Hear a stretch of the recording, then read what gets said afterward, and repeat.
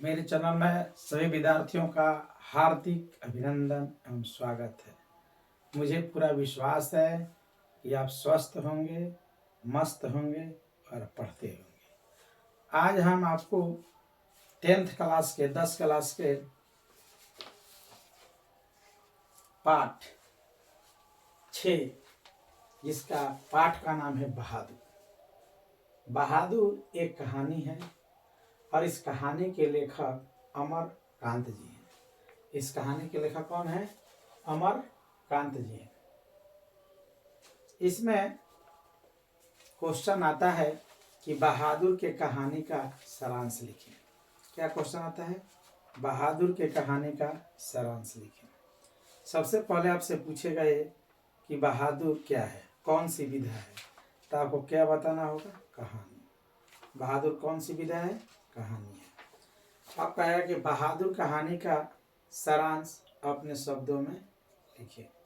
बहादुर कहानी का सारांश अपने शब्दों में लिखिए। तो हम इसका व्याख्या संस्कृत इसका हम व्याख्या करेंगे बहादुर का, कि बहादुर जो है अमरकांत की एक बहुत ही महत्वपूर्ण और रोचक कहानी है। इस पाठ में जो है एक नेपाली पहाड़ी गांव का गांवी लड़का है जिसके पिताजी नहीं हैं, पिताजी उसके मर चुके हैं और उसकी एक विधवा माँ है, उसकी विधवा माँ है जो घर का खर्च परिवार को चला रही है। बहादुर जो है 12-13 वर्ष का लड़का है और वह जो है बड़ा हो जाने के बावजूद भी वह घर की जिम्मेदारी को निभाता नहीं है। वह दिन रात लड़कों के साथ जो है घूमता फिरता रहता है, पेड़ पर चढ़ता रहता है और माँ इस बात से परेशान है क्योंकि वह चाहती है कि बहादुर जो है उसके कामों में हाथ बटाए। बहादुर एक नेपाली लड़का है, गोरा चकैट है, नाक चिपटा है। वह आधे यानी हाफ बाह का सफेद कमीज पहनता है, रुमाल को गले में नेकर की तरह बांधता है। उसके पास वह पुराना भूरा रंग का जूता है और रुमाल को गले में हमेशा लपेट कर रखता है। बहादुर की माँ एक दिन बहादुर को भैंस चराने के लिए देती है कि बहादुर भैंस को चराओ। और बहादुर जो होता है भैंस को चराता है, लेकिन उस भैंस को अधिक मार मारता है जिस भैंस से माँ उसकी प्यार करती है। और क्योंकि उस भैंस से एक से अधिक भैंस उसे प्राप्त होती है, अधिक उस भैंस से लाभ हुआ था, इसलिए माँ उस भैंस को अधिक मानती थी और उसी भैंस को बहादुर जो है बहुत मार मारता है। बहादुर के पहले का नाम दिल बहादुर है, पूरा नाम क्या है? दिल बहादुर है। जब वह बहादुर भैंस को चराता है बच्चों, तो उस चराने के क्रम में उस भैंस को अधिक मार मारता है जिस भैंस से उसकी माँ प्यार करती थी। वह भैंस जो है डकारते हुए माँ के पास आती है। माँ समझ जाती है और वह डंडा लेकर बहादुर की भैंस से भी दुगनी पिटाई करती है। इससे बहादुर दुखी हो जाता है और वह यही सोचता है कि माँ हमसे नहीं भैंस से प्यार करती है, क्योंकि भैंस के लिए हमको बहुत मार मारी है। माँ ऐसा सोच करके माँ से बहादुर का मन फट जाता है और गुस्से में आकर के वह जो है घर को छोड़ देता है और घर छोड़ करके भाग जाता है अरे मेरे प्यारे विद्यार्थियों, बताइए क्या ऐसा करना चाहिए? नहीं ना, नहीं करना चाहिए। माँ माँ होती है। माँ हमेशा अपने बच्चों को बेहतर इंसान बनाने के लिए सब कुछ कष्ट सहती है। और जब माँ हमारे लिए इतना कष्ट सहती है तो उसकी एक बातों से और मारपीट से हमें घर से भाग जाना चाहिए? कभी नहीं, कभी नहीं। ये बिल्कुल गलत और कायरता हरकत है। माँ के जैसा इस संसार में कोई नहीं है।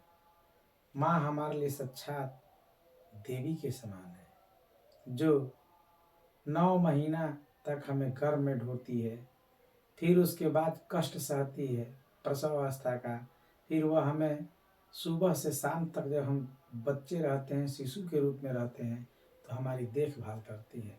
अपने जो है गीले पर सोती है और हमें सूखे पर सुलाती है। अपने गीले पर सोती हैं और हमें सूखे पर सुलाती हैं, ताकि हमें सर्दी न लग जाए। अब जरा सोचिए, अपने ना खा करके हमें खिलाती हैं। अब समझ सकते हैं मेरे प्यारे विद्यार्थी, माँ का स्थान यहाँ धरती पर कोई नहीं ले सकता है। माँ निस्वार्थ भाव से अपने बच्चे का पालन पोषण करती है। इसलिए माता पिता हमारे भगवान हैं। अगर थोड़ा डांट भी देते हैं, मार भी देते हैं, तो हमारे हित के लिए करते हैं। उनके बातों का हमें बुरा नहीं मानना चाहिए। क्या विद्यार्थी जी, सही बात है। अब आइए, बहादुर घर से क्या होता है, भाग जाता है। उधर बस में जो है साले साहब, लेखक के साले साहब हैं, और बहादुर का साले साहब से परिचय होता है। साले साहब सब पूछते हैं कैसे हुआ, क्या हुआ बहादुर से। बहादुर सब कुछ बता देते हैं। तब जो है साले साहब लेखक से पूछते हैं कि हमें एक नौकर मिला है, आप इसके विषय में क्या कहना चाहेंगे। पूरा बहादुर का कहानी बताते हैं कि वह भाग जाता है, भाग करके आया है। सारा डिस्टार्ट बताते हैं, लेकिन बहादुर लेखक के पास समय नहीं है, लेकिन फिर भी साले के साथ जो है साला का रिलेशन है, इसलिए उनके कहानी को असाधारण रूप से न सुनते हुए भी सुनना पड़ा। किसको? लेखक महोदय। सबसे बड़ी बात है कि जैसे ही लेखक पता चलता है नौकर के विषय में, तो लेखक नौकर रखना जरूरी समझते हैं, क्योंकि निर्मला भी उन्हें बार बार कहती है, कौन सा दुनिया का सुख मुझे दे दिए हैं, सुबह से शाम तक काम करवाते हैं। और साथ ही साथ निर्मला के भाइयों के घर नौकर है। अपने भाइयों को वह जो है रानी की तरह सुख भोगते देखी है, इसलिए वह लेखक पर ताना भी मारती है कि नौकर नहीं रखते हैं। और इन परिस्थितियों में लेखक सोचता है कि हमें नौकर रख लेना चाहिए, और इन्हीं कारणों से वह नौकर रखने के पक्ष में भी है। दूसरी बात यह है कि जब वे रिलेशन में जाते हैं लेखक महोदय, तो सभी रिलेशन में जो नौकर है, सभी रिलेशन में नौकर है, इसलिए नौकर के सुख सुविधा को देख करके लेखक का भी विचार है कि नौकर रख दिया जाए। जब वह नौकर की बात सुनते हैं तो साले साहब को बोल देते हैं ठीक है, और फिर जो है नौकर निर्मला के घर जाता है। जब निर्मला के घर लेखक के घर नौकर जाता है, तो नौकर जाने से पहले लेखक महोदय यह भी कहते हैं कि नौकर रखना भी एक बहुत बड़ा दायित्व है, क्योंकि उसके लिए कमरा चाहिए, खाने की सुविधाएं चाहिए, व्यवस्थाएं चाहिए। अगर किसी प्रकार का उसे कष्ट दिया जाए तो गांव घर में वह भी कहता है, जिससे इज्जत प्रतिष्ठा की हानि होती है। इसलिए नौकर रखना एक दायित्व का काम है। अब सबसे बड़ी बात है कि नौकर जब चला जाता है लेखक के घर, तो बहादुर का नाम दिल बहादुर है, और लेखिका कहती है कि बहादुर, तुम अपना नाम दिल बहादुर नहीं बताना, बल्कि केवल बहादुर बताना, क्योंकि गांव के या अगल बगल के लड़के तुम्हें मजाक, तुम्हारे नाम का मजाक बना देंगे, इसलिए तुम बहादुर ही नाम बताना। ऐसे भी दिल बहादुर तुम बड़ा नाम पड़ जाता है उसका, इसलिए शॉर्ट कर दी है लेखिका, ताकि बुलाने में सुविधा हो। दूसरी बात यह है कि वह बहादुर जो है लेखक के घर काम करने लगता है। निर्मला समझाती है बहादुर को, हाँ तू खाली मेरा काम करना और किसी दूसरा का काम ना करना, ठीक है, समझाती हैं। और उन परिस्थितियों में अब बहादुर जो है उस परिवार के ढांचे में ढल जाता है और वह काम करता है, लेखिका का बहुत सा काम करता है जिससे लेखिका को आराम भी महसूस होता है। सारा घर का काम बहादुर ही कर देता है। लेखक के लड़का का नाम है किशोर। किशोर बहादुर से ज़बरदस्ती जूता साफ करवाता है, वगैरह वगैरह अपना काम करवाता रहता है, मारता पीटता भी है। फिर भी वह बहादुर जो है वहाँ पर खुश है। देखिए बच्चों, क्या बहादुर के विषय में सोच रहे हैं।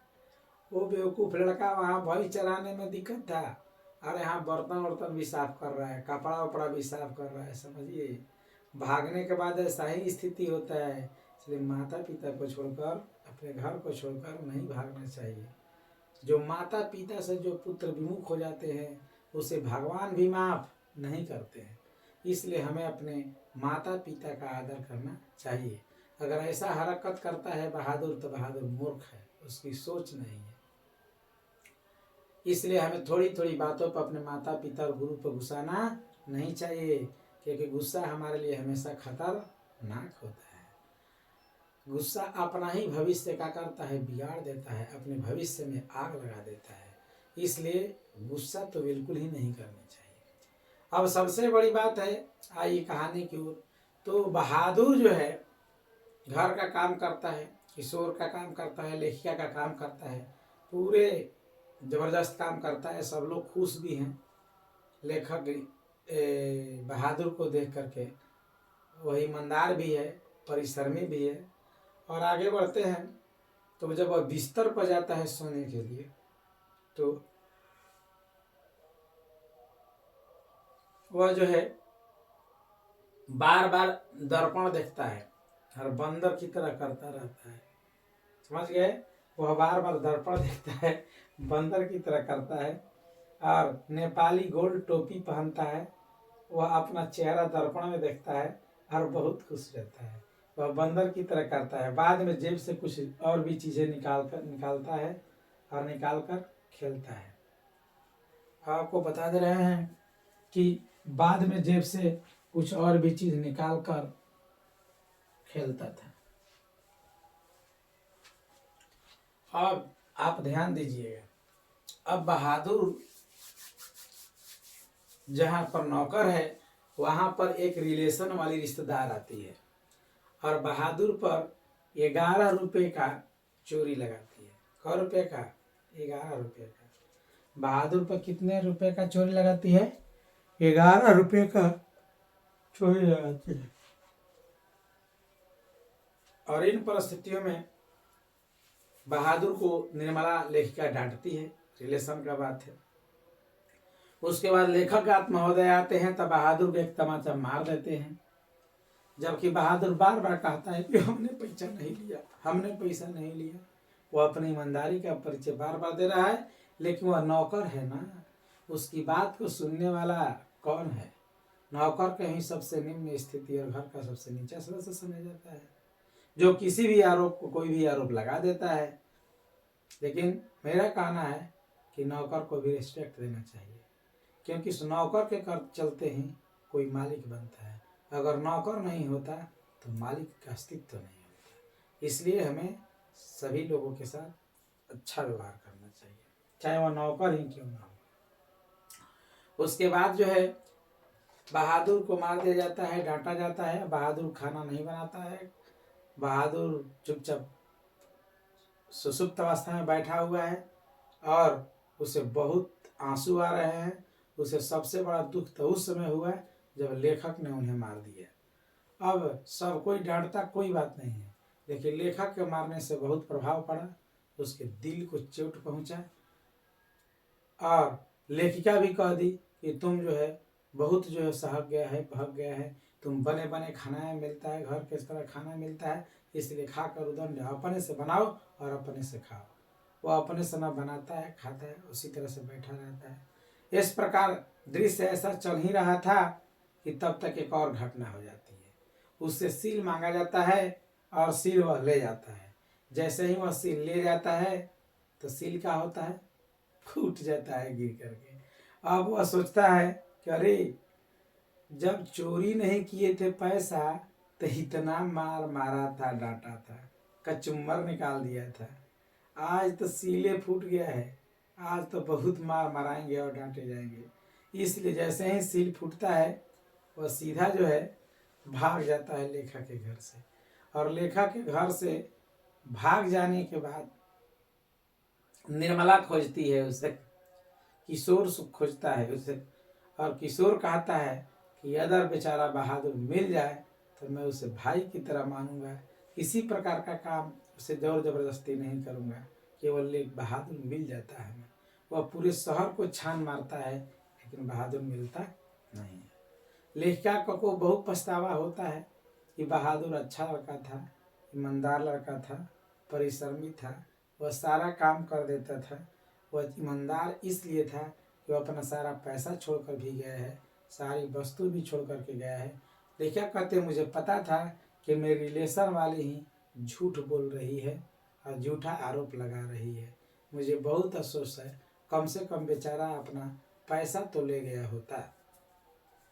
नौकर के भाग जाने से निर्मला को भी पछतावा होता है, नौकर के भाग जाने से रिलेशन वाले किशोर को भी पछतावा होता है, और नौकर के आ जाने से घाटा यह हुआ, हानि यह हुआ कि लेखक के घर के परिवार के सभी सदस्य आलसी हो गए और सभी लोग जो है बहादुर से ही काम करवाने लगे, जिससे परिश्रम नहीं करने के कारण अस्वस्थ भी रहने लगे।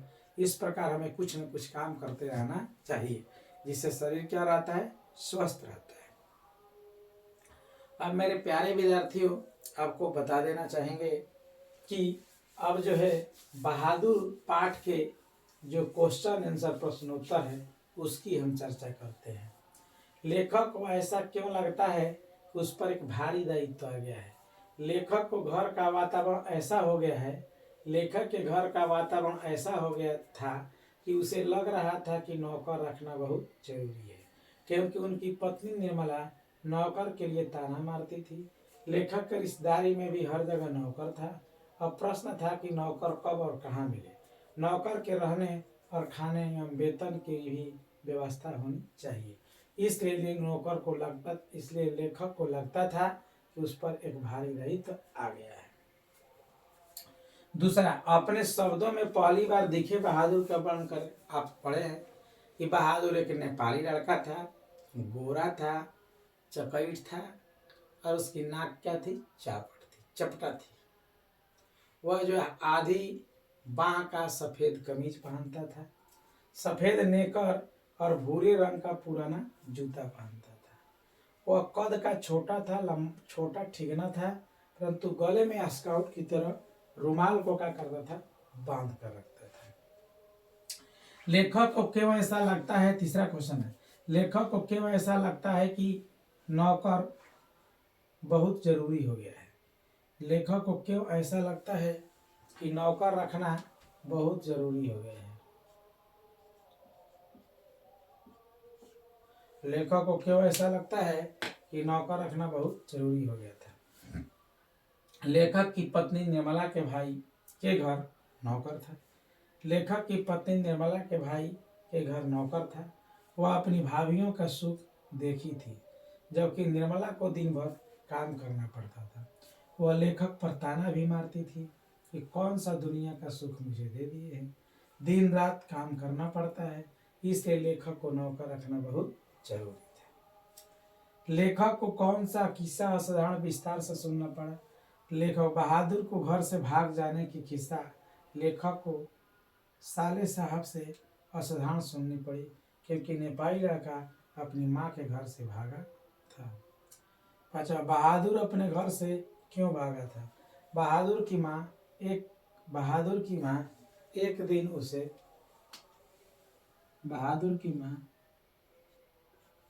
दिन उसे भैंस चराने को देती है और वह भैंस को बहुत मारता है। वह भैंस को बहुत मार देता है। इसलिए माँ भी उसे बहुत मारती है, और इसलिए माँ से बहादुर का दिल फट जाता है। माँ से बहादुर का दिल फट जाता है और वह घर से भाग जाता है। बहादुर के नाम से दिल शब्द क्यों उड़ा दिया जाता है? बहादुर का पूरा नाम दिल बहादुर था, और गांव के लड़के, अगल बगल के लड़के, बाहरी लड़के उसके नाम का मजाक न उड़ाए, इसलिए निर्मला ने दिल बहादुर से दिल शब्द को उड़ा दिया। जब बहादुर, 8वां क्वेश्चन है, जब बहादुर रात को बिस्तर पर जाता था तो क्या करता था? जब बहादुर रात को बिस्तर पर जाता था तो नेपाली गोल टोपी पहनता था। वो अपने चेहरा को बार बार बंदर की तरह दर्पण में देखता था और खूब खुश होता था। बाद में जेब से कुछ निकाल करके वह खेलता रहता था। बहादुर के आने से लेखक घर परिवार के सदस्यों पर क्या प्रभाव पड़ा? बहादुर के आ जाने से लेखक के घर परिवार के सदस्यों पर बहुत गहरा प्रभाव पड़ा। वे सभी के सभी आलसी हो गए, क्योंकि सारा कार्य जो है कौन? बहादुर ही कर देता था। सारा काम कौन करता था? बहादुर कर देता था, जिससे उन लोगों का स्वास्थ्य भी बिगड़ गया। बस किन कारणों से बहादुर एक दिन लेखक का घर छोड़ दिया? लेखक के घर एक दिन रिलेशन वाली रिश्तेदार आई। वह जो है बहादुर पर 11 रुपए की चोरी का इल्जाम लगा दी, जबकि बहादुर जो है पैसा चुराया नहीं था।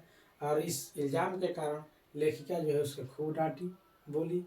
और रात को फिर लेखक आए तो लेखक भी उन्हें एक तमाचा मार दिए, जिससे सब कुछ तो ठीक था, लेकिन लेखक जो एक तमाचा मार दिए, बहादुर कहता जो मुझे बहुत बुरा लगा। और उस स्थिति में वह जो है उसका मन फट जाता है, और इस स्थिति में वो घर में रह रहा है, लेकिन अब खुश नहीं रह रहा है। उसी क्रम में जो है सील मांगा जाता है, मसाला पीसने वाला, और सील टूट जाता है और घर से वह भाग जाता है, क्योंकि वह जानता है कि जब चोरी नहीं किए थे तो बहुत मार मराए थे, डटाए थे। आज तो सील ही फूट गया है, बहुत लोग मार मारेगा, डांटेगा, इसीलिए वह घर से भाग जाता है। बहादुर पर चोरी का इल्जाम क्यों लगाया जाता है? क्योंकि घर का सबसे निकृष्ट और सबसे कमजोर इंसान नौकर होता है, और इसलिए चोरी का इल्जाम नौकर पर ही लगाया जा रहा है। बहादुर के चले जाने पर सबको पछतावा क्यों होता है? बहादुर के चले जाने पर सबको पछतावा इसलिए होता है कि बहादुर एक कर्मठ लड़का था, ईमानदार था, अच्छा लड़का था। वह सबके काम को हंसते हुए मुस्कुराते हुए कर देता था। साथ में वह जो है आजकल नौकर का भी अभाव रहता है, ये भी एक कारण है। तो बहादुर के घर आए रिश्तेदार ने क्या किया? बहादुर के घर आए रिश्तेदार ने बहादुर पर 11 रुपए का चोरी का झूठा आरोप लगाया। इससे बहादुर को डांटा गया और मारा गया, जिससे बहादुर घर से भाग गया। इस प्रकार आपने देखा कि बहादुर पाठ जो है, बहादुर कहानी जो है बहुत ही अच्छा है, रोचक है, इसमें कोई दिक्कत नहीं है। अब आपको बता देना चाहेंगे कि इसके अलावा भी कुछ क्वेश्चन है जिसको हम सुना देते हैं, आप याद कर लीजिएगा। बहादुर, किशोर, निर्मला और कथक वाचक का चरित्र चित्रण करें। बहादुर जो है अच्छा लड़का है, परिश्रमी है, ईमानदार है, गोरा है, चकैठ है, और नाना की चपटी है। ठीक है। किशोर लेखक का लड़का है, वह भी अच्छा कहा जाएगा, क्योंकि वो जब बहादुर चला जाता है तो बहादुर के विषय में बहुत अफसोस करता है। निर्मला भी का चरित्र चित्रण भी अच्छा है, अन्य गांव की महिलाओं की तरह उनकी भी सोच है, और वे नौकर को बहुत पहले तो प्यार करती हैं, खुश रहती हैं। अब परिस्थितियाँ ऐसा हो जाती है जिसके फलस्वरूप वह थोड़ा सा नफरत करने लगती हैं, लेकिन बाद में उन्हें पछतावा होता है कि नौकर हमारा बहादुर ईमानदार था, परिश्रमी था, और रिलेशन वाली हमारी झूठ बोल रही थी। इस प्रकार ये भी अच्छे इंसान हैं। कथावाचक भी एक अच्छे इंसान हैं, क्योंकि उनके अंदर भी कर्तव्यनिष्ठा भरी हुई है, क्योंकि नौकर को लेकर के वह बहुत अच्छा विचार रखते हैं, परंतु रिलेशन वाले के चलते क्रोध में आकर के वो भले ही मार देते हैं, लेकिन फिर नौकर से प्यार करते हैं। निर्मला को बहादुर के चले जाने पर किस बात का अफसोस हुआ? निर्मला को बहादुर के चले जाने पर उस बात का अफसोस हुआ कि बेचारा अगर गया तो ठीक है, लेकिन अपना कमाया हुआ पैसा तो लेकर गया होता है, अपना कपड़ा और जूता जो रखा है वो भी तो लेकर के चला गया होता है। बेचारा बहुत अफसोस करती हैं, मेरे रिलेशन वाली ही झूठ बोलती थी, बेचारा बहादुर बहुत अच्छा था, किसी प्रकार का उसमें दिक्कत नहीं था, वह परिश्रमी था, वह किसी के काम भी हंस हंस के दिन भर करता रहता था। निर्मला कहानी छोटी मुँह बड़ी बात, इस दृष्टि से बहादुर की कहानी पर विचार करें। कहानी छोटी मुँह बड़ी बात का मतलब यह है कि कहानी जो है यह कहना चाहती है, यह कहानी मध्यम वर्ग का है, मध्यम वर्ग के परिवार को प्रदर्शित करती है, और कहानी को जितना ही लंबा बढ़ाइएगा उतना ही यह बढ़ती चली जाएगी। और सबसे बड़ी बात आपको यह बता देना चाहेंगे कि कहानी में जो होता है कि मुख्य विशेषता होती है इसकी कि कहानी छोटी होती है, लेकिन यह जो है दिल को, मन को समझने वाली होती है।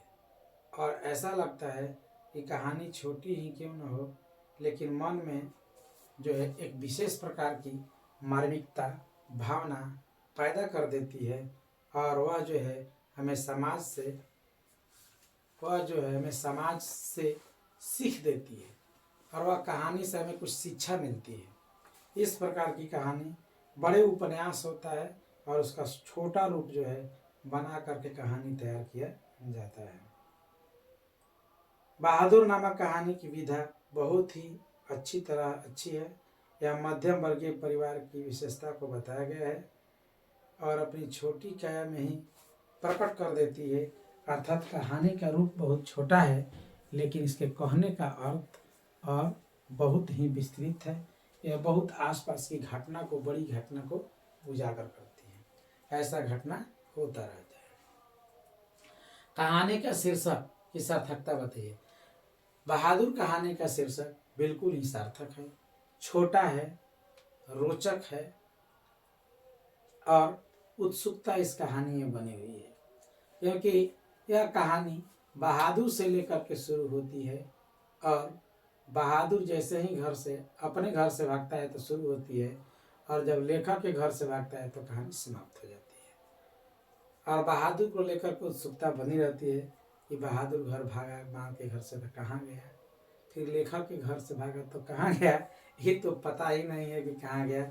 जैसे ही लेखक के घर से भागा, कहानी को समाप्त कर दिया जाता है। लेखक महोदय को कम से कम कहना चाहेंगे कि बहादुर को अपने स्याही रूपी कलम से उसे माँ से घर पर पहुंचाकर उसे माँ से मिला देना चाहिए था, लेकिन वे बहादुर को लेखक के घर से भगाकर कहाँ छोड़ दिए, ये हमें पता नहीं है। कम से कम इतना करना चाहिए ताकि शिक्षा मिले कि कहीं भी भाग करके जाइए, फिर अपना घर और स्थान ही सबसे बड़ा होता है। उसमें विद्यार्थियों, माँ की क्या गलती है? मुझे कोई गलती नहीं दिखाई दे रही है। आप भी सोच रहे हो कि माँ की कोई गलती नहीं है, क्योंकि हर बच्चा को अच्छा बनाने के लिए उसे दंड दिया जाता है। कुम्हार की घड़े की तरह जो है, कुम्हार बार बार घड़ा को ठोकता रहता है ताकि सुंदर आकृति प्राप्त हो। उसी प्रकार गुरु और माता पिता भी बार बार अपने बच्चों को तराशते रहते हैं ताकि अच्छा से अच्छा इंसान बन सके और पढ़ने लिखने में तेज तरार व्यक्ति बन सके। इसलिए माँ अपने जगह पर सही है, यहाँ पर गलत है तो बहादुर है।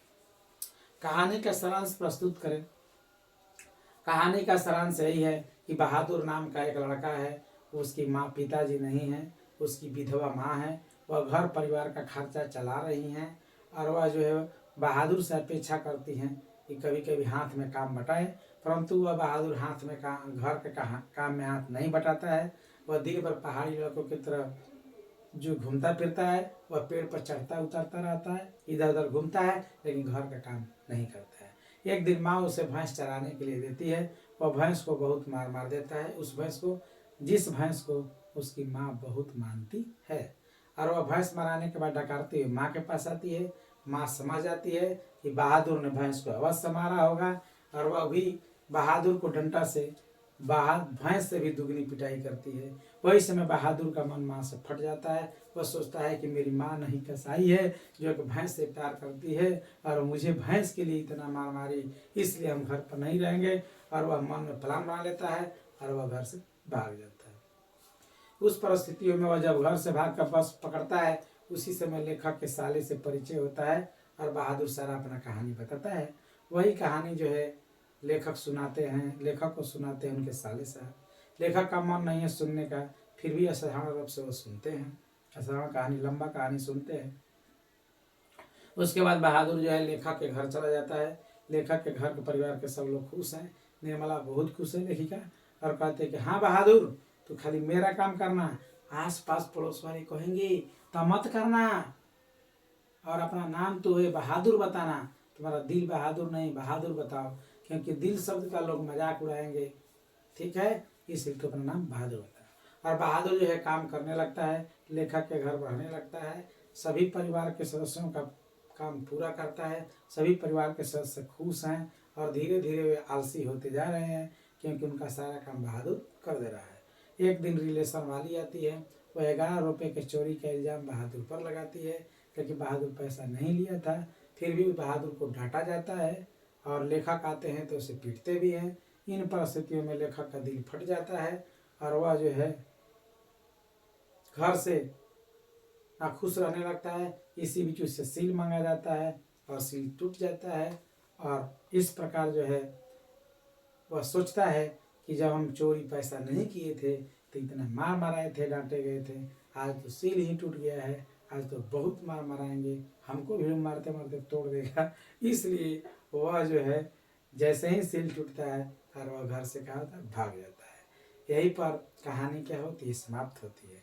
बच्चों, यह कहानी हमें शिक्षा देती है, विद्यार्थी यह कहानी हमें शिक्षा देती है कि हम अपने माता पिता का आदर करना चाहिए।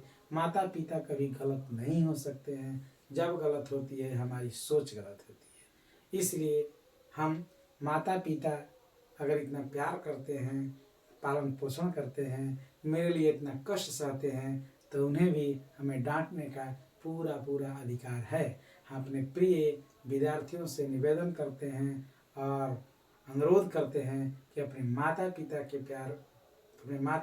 प्यार को आप कभी नहीं भुलाइए, क्योंकि वे अपने ना खा करके, अपने सुख सुविधाओं का ध्यान रख करके आपके सुख सुविधा का ध्यान रखते हैं। पैसा नहीं होता है, फिर भी आपको कहीं मना नहीं करते हैं, कहीं ना कहीं से जुगाड़ करके दे देते हैं। इसलिए अपने माता पिता और गुरु थोड़ा डांटते भी हैं, तो हमारे भविष्य को संवारने के लिए, बनाने के लिए ही ऐसा करते हैं। अतः किसी भी परिस्थिति में हम अपने माता पिता पर हमें नाराज नहीं होना चाहिए। वही हमारी जिंदगी है, वही हमारे भगवान हैं। और इसी के साथ मैं अपनी वाणी को विराम देता हूँ, और सभी विद्यार्थी इसका प्रश्नोत्तर कर लेंगे, और साथ ही साथ गहन अध्ययन कर करके कहानी का सारांश याद कर लेंगे, क्योंकि हम कहानी का सारांश पूछेंगे। धन्यवाद।